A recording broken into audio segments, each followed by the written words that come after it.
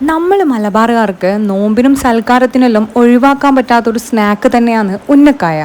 ഇതുണ്ടാക്കാൻ ആദ്യം തന്നെ പഴം ചെറുതായി കട്ട് ചെയ്ത് ആവിപാത്രത്തിൽ വേവിക്കാൻ വേണ്ടിയിട്ട് വെക്കുക. പഴം വേവുന്ന സമയം കൊണ്ട് നമുക്ക് ഇതിനേക്ക് വേണ്ട ഫില്ലിങ് തയ്യാറാക്കാം. ഒരു പാൻ വെച്ച് അതിലേക്ക് കുറച്ച് നെയ്യ് ഒഴിച്ച് നമുക്ക് ആവശ്യത്തിനുള്ള തേങ്ങ അതിലേക്ക് ഇടുക.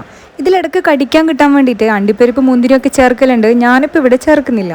തേങ്ങ ചൂടാകുമ്പോൾ മധുരത്തിന് ആവശ്യമുള്ള പഞ്ചസാരയും കുറച്ച് ഏലക്കാപ്പൊടിയും ചേർത്ത് നല്ലോണം മിക്സാക്കി സെറ്റാക്കി വെക്കുക. ഇനി നമ്മൾ വേവിച്ച പഴം അതിൻ്റെ ചൂട് പോകുന്നതിന് മുന്നേ തന്നെ നല്ലോണം കുഴച്ചെടുക്കണം. ഉന്നക്കായ്ക്ക് നമ്മൾ പഴം എടുക്കുമ്പോൾ എപ്പോൾ ശ്രദ്ധിക്കേണ്ട കാര്യം നല്ലോണം പഴുത്തോ ആവാൻ പാടില്ല, അതുപോലെ തന്നെ പഴുപ്പ് കുറഞ്ഞ പഴം ആവാൻ പാടില്ല.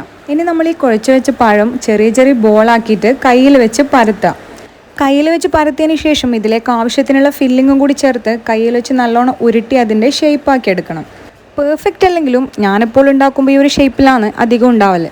ഇനി ഇത് ചൂടായ എണ്ണയിലേക്ക് ഇട്ടിട്ട് നമുക്ക് ഫ്രൈ ചെയ്തെടുക്കാം. ലോ ഫ്ലെയിമിലൊന്നും ഇടണ്ട, നമുക്ക് ഹൈ ഫ്ലെയിമിൽ തന്നെ പെട്ടെന്ന് പൊരിച്ചെടുക്കാൻ പറ്റും.